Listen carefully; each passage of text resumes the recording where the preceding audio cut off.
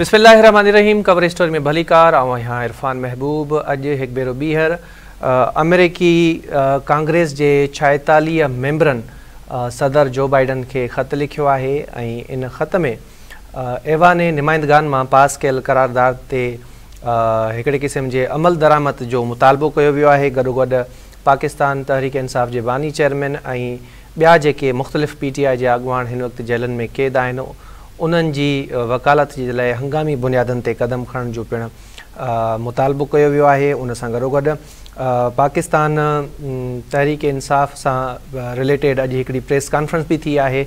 अता तारड़ साहब वह प्रेस कॉन्फ्रेंस कई है जैमें 9 मई के केसन जो जिक्र किया वियो है। गॾोगॾु अता तारड़ साहब एक भेरो इहो वाज़े किया है त 9 मई साने में PTI के मुलविस होने जा जेके सबूत आहिनि उहे रद्द करण जोगा नाहिनि। गॾोगॾु हुननि हिकिड़े क़िस्म की शिकायत भी कई है त 9 मई जा जेके केसिस आहिनि उहे उन्हनि जा जेके फ़ैसिला आहिनि उहे जल्दी अचण खपनि। गॾोगॾु शाहनवाज़ कुरैशी साहब जेके पाकिस्तान तहरीक इंसाफ जा अगवान आहिनि काफ़ी वक्त का वठी जेल में कैद आहिनि मुख़्तलिफ़ केसनि जे करे। उन्हनि भी अॼु पाकिस्तान तहरीक इंसाफ जी जेका मौजूदा क़यादत है उनखे तनक़ीद जो निशानो बनायो है। एकड़ो तासुर डेवलप थयो है त PTI जी जेका मौजूदा क़यादत है वह पुरानी क़यादत के सलाह मशवरन में शामिल नथी करे। जेका भी हिकमत अमली है जड़ो कर उन समूरन मामलन का जेका PTI जी पुरानी क़यादत है उनके परे रखियो वियो है। शाह साहब अज PTI जी मौजूदा क़यादत ते तनक़ीद करे हिकिड़े किस्म जो पाण खणी चऊं तो डोरापो ॾिनो है। इन मामले ते पाण ॻाल्हि ॿोल कंदासीं। असांखे टेलीफोन लाइन ते जॉइन किया है सईद सरबाज़ी साहब, पाण सीनियर सहाफ़ी तज़िया निगार आहिनि, कराची प्रेस क्लब जा सदर भी आहिनि। सईद साहब तव्हांजी वॾी महिरबानी। सही तव्हां असांखे वक़्तु ॾिनो। सभ खां अवल पाण अचूं था जेको अमेरिका के 46 कांग्रेस मेंबरन जो बाइडन साहब के ख़त लिखियो है। इन खां पहिरियां भी मेंबरन ख़त लिखियो हो बाइडन साहब के ऐवान नुमाइंदगान में हिकिड़ी करारदाद भी मंजूर थी ही। पाकिस्तान तहरीक इंसाफ यकीनन इन समूरे मामले के पुछा है। पाण ॾिसूं था माज़ी में PTI असां कंहिंजा ग़ुलाम आहियूं, अमेरिका की मुदाखलत कबूल ना है, अमेरिका ते इल्ज़ाम लगायो वियो तो उन्हनि जी हुकूमत ख़त्म कई वई। हाणे वरी मुख़्तलिफ़ तरीक़नि सां पाण ॾिसूं था त डायरेक्टली या इनडायरेक्टली दावत ॾिनी पई वञे अमेरिका के तो पाकिस्तान के सियासी मामलन में मुदाखलत कनि। तव्हां कीअं था ॾिसो? जी बिल्कुल, ये जो इमरान खान के हवाले से जो आपने बात की बिल्कुल सही है। इमरान खान का जो बयानिया था वो हमेशा से यह रहा है कि जब उसकी गवर्नमेंट को खत्म किया गया। हेलो जी जी जी जी जी आवाज आ रही है। जब उसकी हुकूमत को खत्म किया गया तो उसने डायरेक्टली ब्लेम अमेरिका पे डाला कि अमेरिका के कहने पे मेरी हुकूमत खत्म की गई है।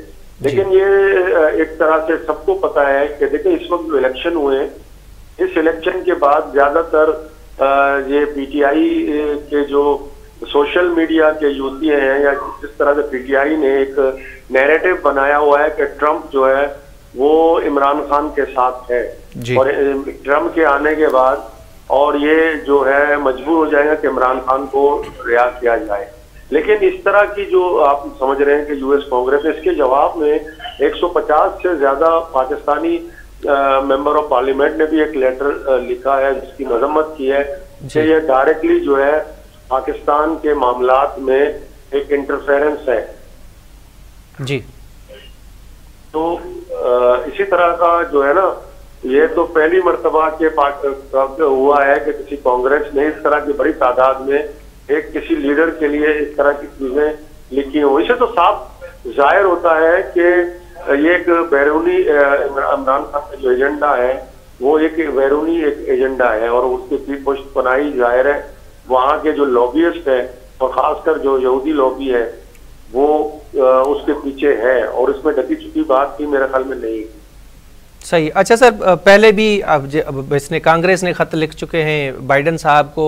अब जनवरी में ट्रंप साहब आ जाएंगे, वो वाइट हाउस को संभालेंगे और ट्रंप साहब तो अपनी कैंपेन में खान साहब की रिहाई के लिए बहुत कुछ बातें भी कर चुके हैं। आपको क्या लगता है कि ट्रंप के आने के बाद बाइडन साहब जो इस वक्त कांग्रेसी खतूत को इतनी अहमियत नहीं दे रहे या उन पे कोई एक्शन नहीं ले रहे, तो ट्रंप के आने के बाद ये खतूत जो हैं या इस तरह के जो मामलात हैं पाकिस्तान की सियासत में या पाकिस्तान के मामलात में PTI के जो केस चल रहे हैं या उनके बानी चेयरमैन और दीगर रहनुमा इस वक्त जेलों में है, कुछ फ़र्क पड़ेगा? रिलीफ मिलने की तवक्को है? नहीं, मैं ये नहीं समझता हूँ कि सिर्फ इमरान खान पर ट्रम्प का फोकस होगा।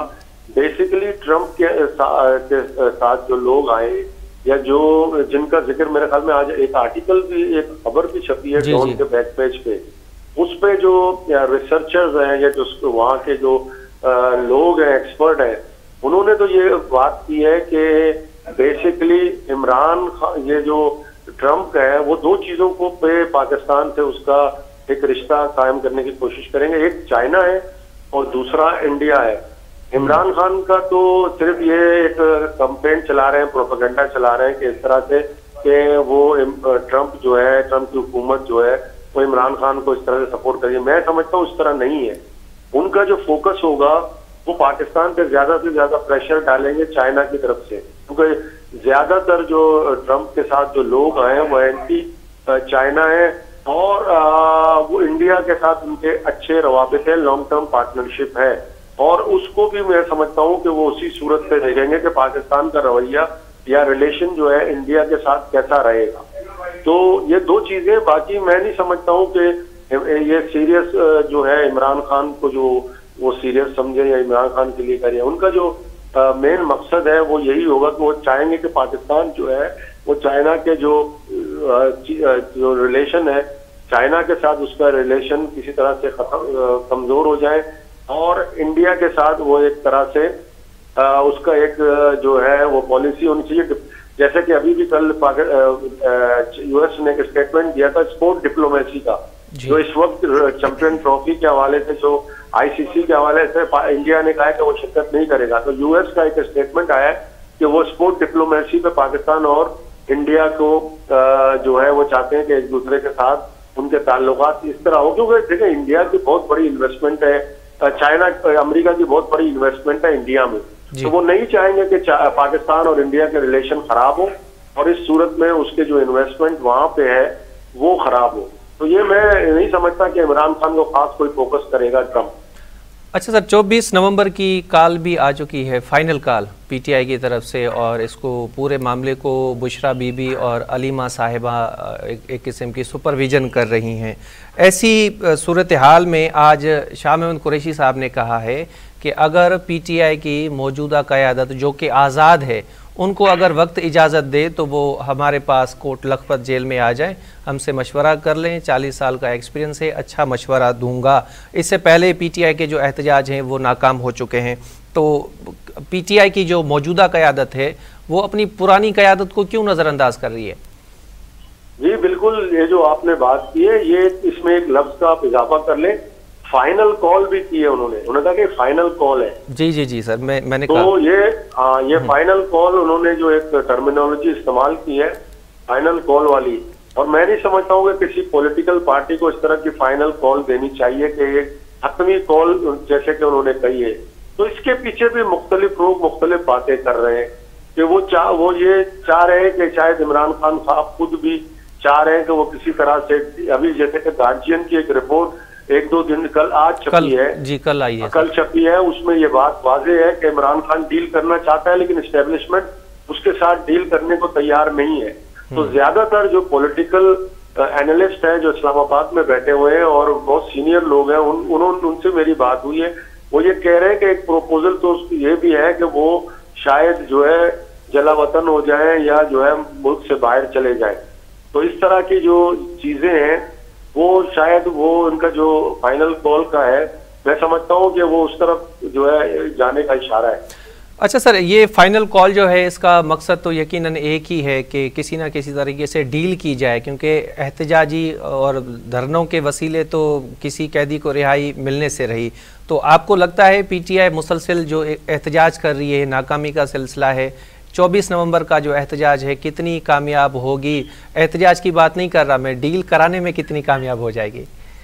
देखिए वो एक प्रेशर बिल्डअप कर रही है, जाहिर है कि उसके जो फाइनल कॉल में 3-4 चीजें हैं कि वो जिस तरह से रिगिंग हुई है और जिस तरह 26 अमेंडमेंट में जो चीजें हुई हैं, और उसमें बहुत सी चीजें भी बात आ रही है, वो जनरल फैज के हवाले से भी बात आ रही है कि उसका कोर्ट मार्शल तकरीबन कंप्लीट हो गया है, और कंप्लीट होने के बाद जिस तरफ जो इशारे मिल रहे हैं कि इमरान खान को भी जो है वो मिलिट्री कोर्ट्स में उसका किसी तरह से ट्रायल हो, वो भी एक जो है उसमें भी इस्लामाबाद में जो बातें हो रही हैं उसमें ये बात हो रही है कि ये उस तरह से जो इस्टेब्लिशमेंट है या पाकिस्तान की हुकूमत है उस पर ज्यादा से ज्यादा प्रेशर डाल रही है कि वो उसको जो है और दूसरी बात आपने की कि उसकी जो पॉलिटिकल पार्टी है, मैं समझता हूँ पॉलिटिकल जो पार्टी है उसकी बीवी और उसकी बहनें रह गई हैं, बाकी तो उनमें जो दूसरे लोग हैं, अब देखा सलमान राजा, अकरम राजा के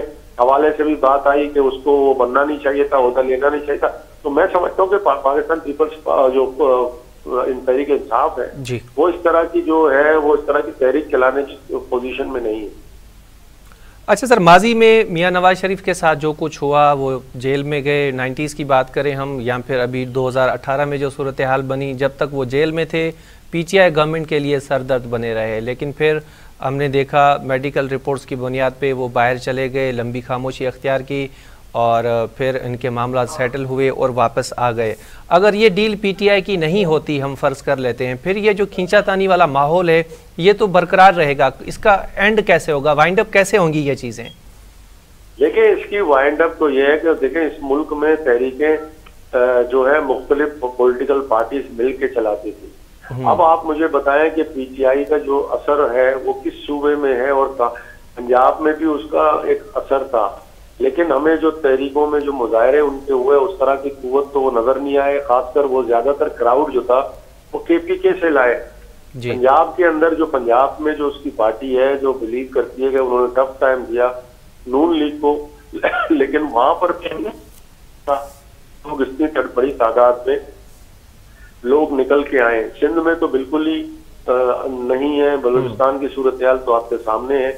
अब रहा केपीके, एक सूबा ऐसा है कि वहां पर आप कह सकते हैं कि वो उनकी हुकूमत भी है और वो जो हुकूमत है वो जाहिर है उनको फैसिलिटेट करती है उनके प्रोटेस्टर्स को, लेकिन हमें इस तरह की तहरीक चलाने के लिए जाहिर है बहुत बड़े तादाद में लोगों का निकलना भी एक शर्त है। तो वो एक कंडीशनल है कि वो कितनी बड़ी तादाद में लोगों को मोबिलाइज करते हैं कि लोग 24 तारीख को निकलें।